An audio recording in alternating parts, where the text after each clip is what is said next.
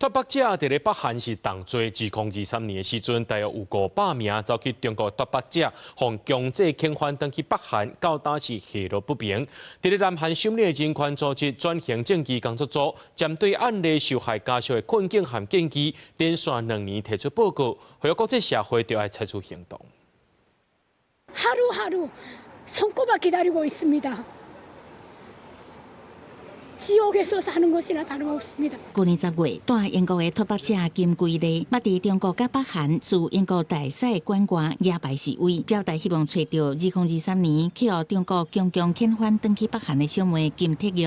伫南韩首尔的人权组织转型正义工作组指出，这是北韩境外跨国强迫失踪的代表性案例之一。 Who was actually a victim of human trafficking. She was married into a Chinese man and had been living in China for 25 years. She never were allowed to have a legal status in China. The repatriation, deportation of the North Korean escapees in October of 2023.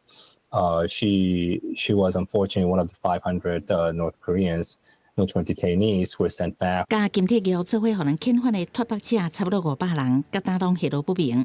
因为脱北伫北韩是重罪，互人遣返的人可能面临加禁、酷刑甚至处决。转型正义工作组针对案例受害者家属的困境甲建议，连续2年提出报告，呼吁国际社会采取行动。This is something that both the international community and the national governments who are interested in protecting North Korean refugees should continue to speak up.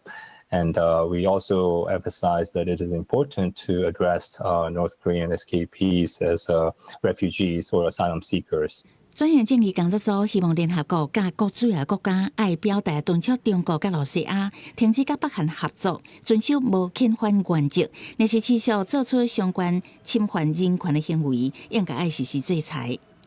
记者采访报道。